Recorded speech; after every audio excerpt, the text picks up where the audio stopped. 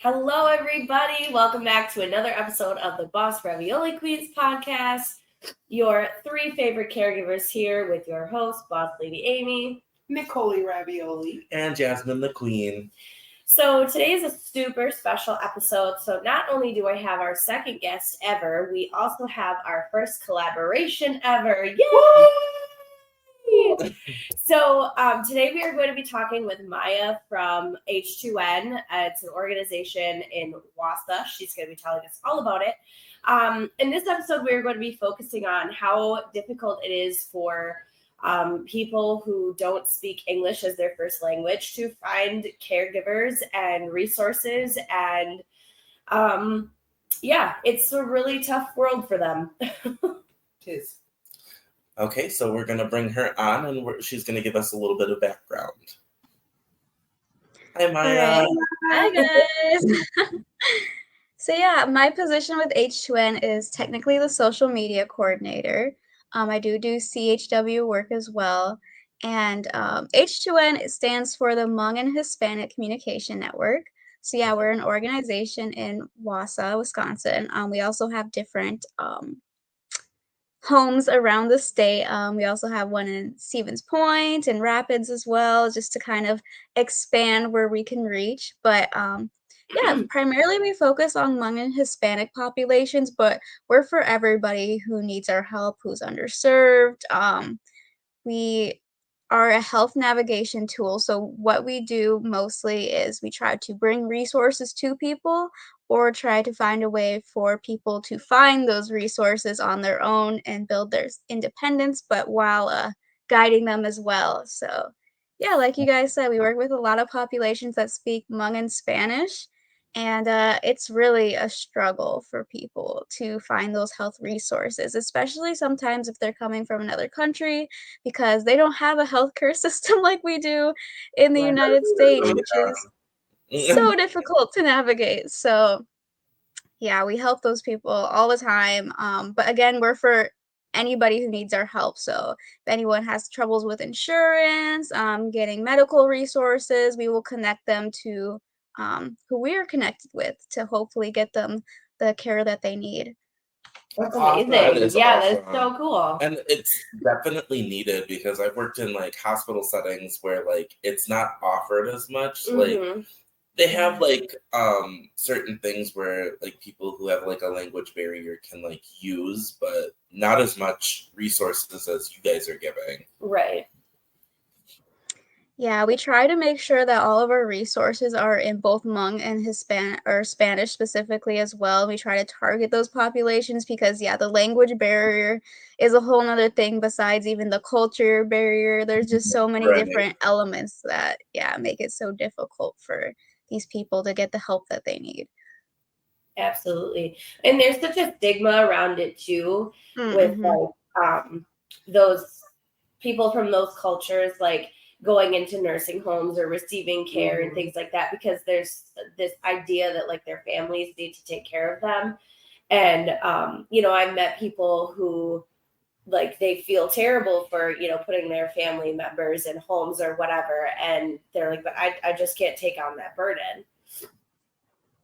Yeah, that's very true. It's definitely a different element when it comes to the family dynamic. We see that all the time. Usually, not all the time, of course, but there's multiple generations living in one household, and that can have a whole nother effect as well. And sometimes also within these cultures, there's a mistrust of the medical system due to past experiences or history or whatnot, which is completely valid. So we try to help them kind of have more of a trust, but also figure out what works best for them as well, rather than just blindly trusting as well. Mm-hmm. Absolutely. So do you find like certain like, I don't know, hospitals or different healthcare places that would like work best for them, like with communication and stuff too? Yes and no.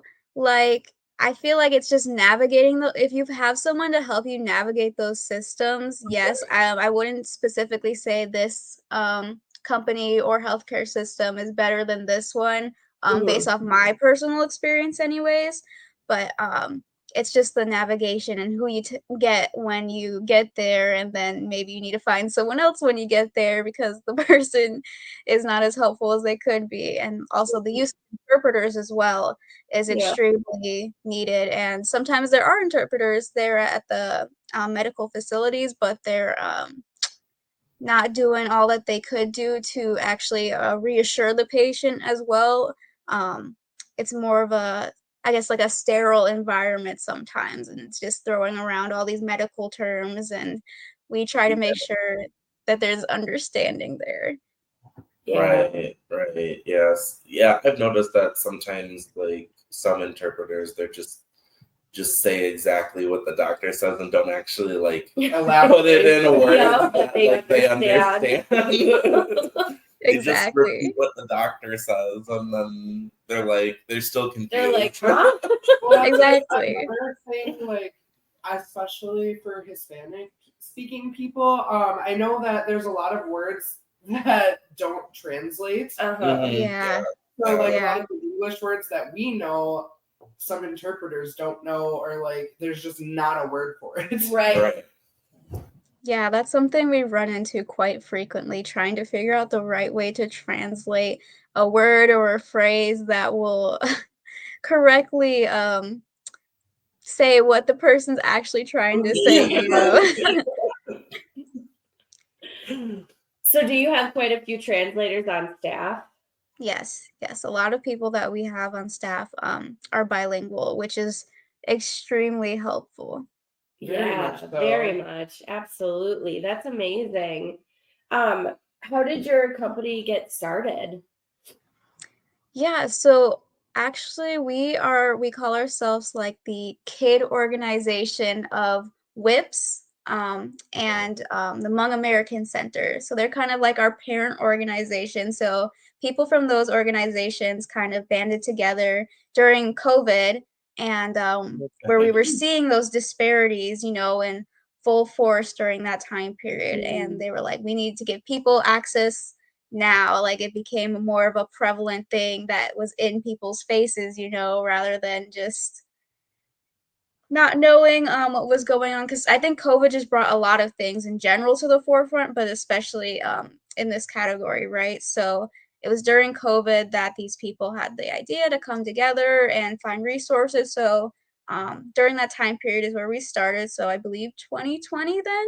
So it's been around for a few years now. And Wow. yeah, we don't do as much with vaccines anymore. We do vaccines quite often, but it's not the same as it was obviously when COVID was first out, and we were trying to make sure everyone was had the ability to get vaccinated, and they were properly informed about what vaccines do, and how they could help them and whatnot, because you know there was just so much misinformation going around. So Right. that's a huge part of our organization then, but even now still just combating that misinformation. Right. Okay. So you have like some, I'm guessing, nurses on staff too or whatever to provide certain things? Yeah, and we work a lot with different organizations like the Medical College of Wisconsin in Oh, Wausau. We work with them as well. And some pharmacies, like we just have those connections. So if we do want to do clinics, then we have those people that we can trust to help us out. Yeah, when we need them. that's awesome. Yeah, that's amazing. And especially only in like a few years or whatever, like coming together and even expanding Yeah, to it's like grown. 3 areas. Like That's incredible. that is great. Yeah, it's been a journey. I mean, I've been with them since pretty much the start. I originally was the African American coordinator. That was my original position. Um, as you guys probably know, the African American population in this area is pretty small, so Yeah. low targeting, but yeah. So, um, like WASA hosted their first Juneteenth, which I was a part of the committee for creating that as well, and we had 2 out of the 3 most recent years. We had H2N had a presence there, so people could know about our organization. So, and the same thing with an MLK event that was at the Stevens Point campus in Wausau.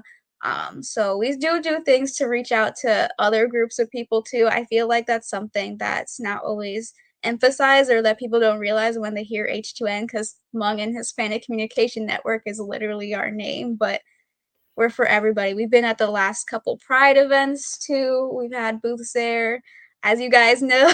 Yes. That's how we met. Yes. The beginning of our story. Well, at least you met these two. I was busy, but Yeah. You really Yes. were. I was You so really busy. were. Yeah. I saw you guys for like 5 minutes. I Yeah. swear. Yeah. Uh-huh. But it's yeah. true. We did. Yeah. Yeah. Yes, we're very, very happy that we met you. Then we're able Thank to be you here guys. today. Yeah. It Yeah. helps. Yeah, no kidding. Because like seriously, your guys' organization is no joke. Like it's so amazing that you guys do what you do, and it's like Jake said or Jasmine said, it's only been like a couple years. So like how big you guys are already, I could see you guys going so many places. Mm-hmm.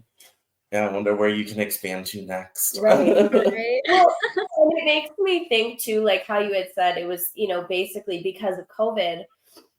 You don't really think about that, like for other cultures, and like COVID was already so confusing, and then you put the language barrier in there, and that's like it blows my mind because that's not even something that I thought about, and I guess that's like white privilege. And a lot of people just don't realize like how hard it is for them to like find those resources and communicate with people. And there is like, I know they're technically considered like a minority because like a lot of people just don't see it, but like there's a lot of people that need it. Yeah, there are. Oh yeah. Oh yeah, for sure. Yeah, and that part of our I don't want to say tactic, but part of the way that we operate, we could say, is we go to places where those people are. So the populations we're trying to help out, like we have done clinics at farms before. We go to places that of work, like we went to the Mekong. I can't remember Mekong. It was a place of work though. That was more recent.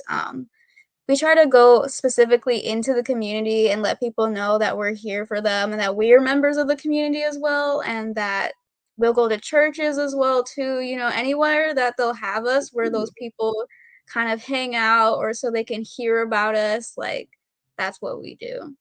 That's awesome. Yeah, that's amazing.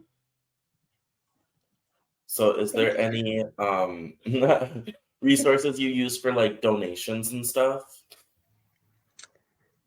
Not specifically right now. We don't have I would go and contact my coordinator and kind of they would take that on and figure out how to do that, but we don't have a real specific system that we all kind of abide by with that right now.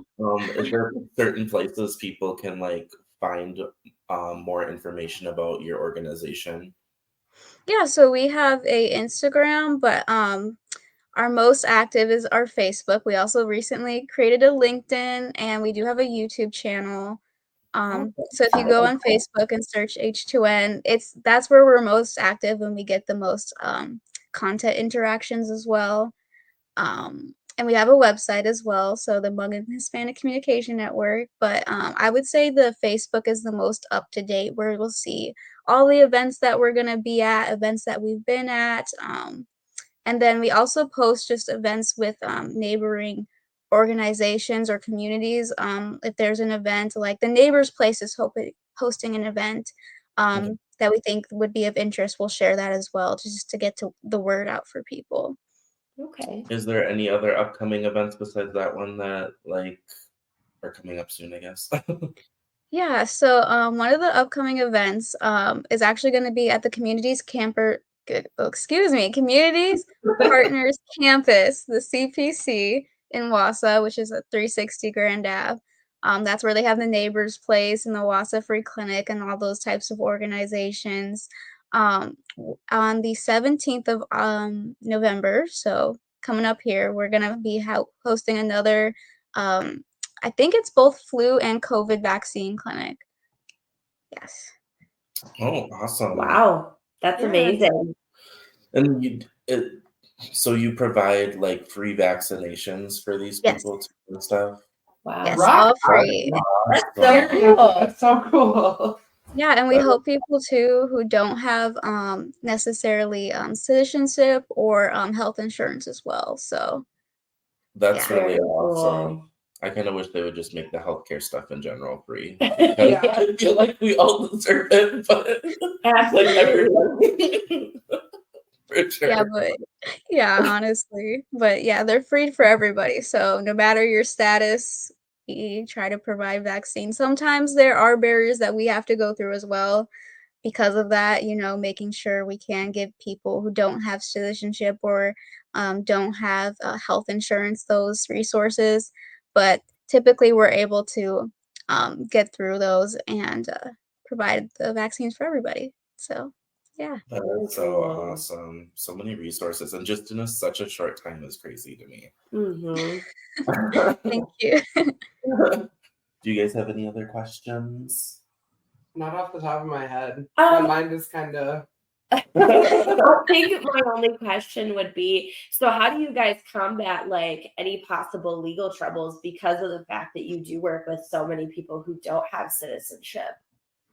Yeah, so on our team we have health insurance navigators, and they help us mostly with that legal stuff because me over here, I don't understand all the legal jargon and everything. I'm just kind of like, why can't we just do this? Like, it doesn't make sense to me. And then those people, they have all of that knowledge there, and they're able to help us kind of figure out how to best have a plan of action, I guess, and help those people out. Oh, that's good. That's awesome. Well, is there anything else you would like to add before we start wrapping things up a little bit here? No, I don't think so. I think you guys hit everything. I think you explained it like great so well. too. Exactly. Thank you. And actually, if you want to just reiterate some of your socials and stuff that people can find you at, that would be great. Just so. Yeah, for sure.